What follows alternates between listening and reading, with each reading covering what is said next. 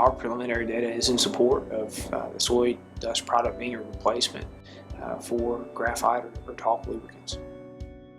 The idea was to try to look at all combinations of the two products. So we were interested in the planter lubricant. We compared that dust planter lubricant to a talc, which is a standard, and then also an 80-20 talc graphite blend. So I looked at corn and soybeans. We also have cotton. Cotton is a very important commodity to the state of Tennessee.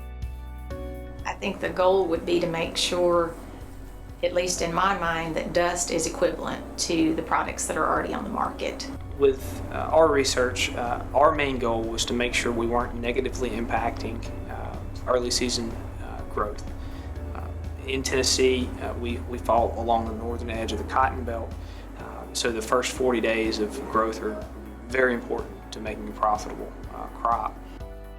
We took a lot of early season data, and from soybean standpoint, basically the dust was equivalent to the other two products.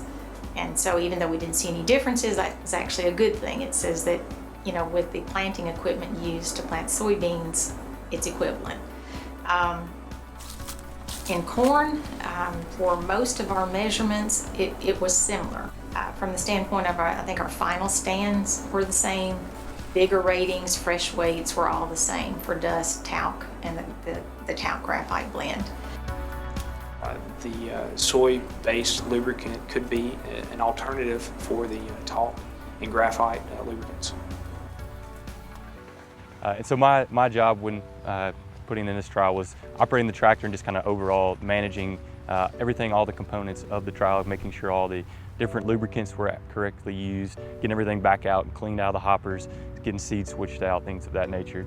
So I got to put it in the ground, but also got to kind of see from the top view of how everything was being blended, how everything was going into the hoppers, and then seeing how they were actually coming out of the planter going into the field. So this actually is where the trial starts. This would be one of our last treatments. We actually did 8 different treatments. We did the soy dust, the graphite, and talc. As you walk across these plots, you're not going to be able to tell which rows are which, simply because there was no differences. So no real negative impacts were seen at all. We've done a lot of different data assessment here. We pulled plants to see if there's any differences in their biomass, above ground biomass, measured stand, singulation, nothing's standing out any different. Everything looks pretty uniform.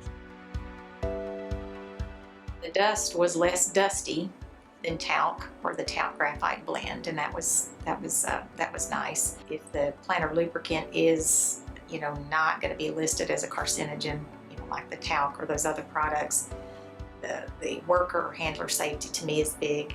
A lot of people cannot stand graphite. It's dirty, it's messy, it's all over everything. And the handlers really appreciated the clean product that dust is. Just like our other graphite and talc, it still has the blowback when you mix it in, but I didn't have to wear it the rest of the day. It was a lot cleaner. It seems more environmentally friendly. You don't have it all over you.